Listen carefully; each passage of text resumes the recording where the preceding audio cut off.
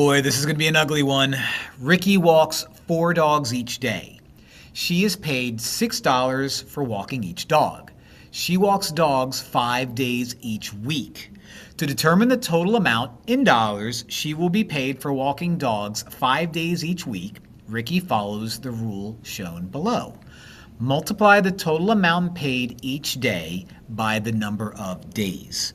Which expression can be used to determine the total amount in dollars Ricky will be paid? So let's just break this down.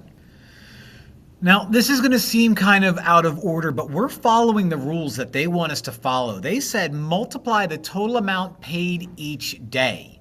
So 4 dogs each day, $6 for walking each dog.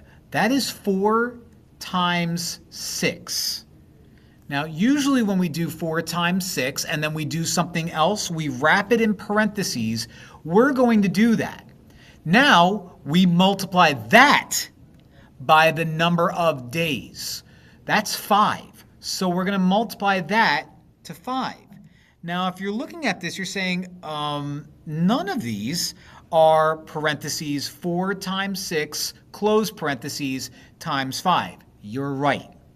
There's a little property that says if all you're doing is multiplying straight across, it really doesn't matter where you put the parentheses. So if you want to, I can write this out as just 4 times 6 times 5 and then wrap these in parentheses.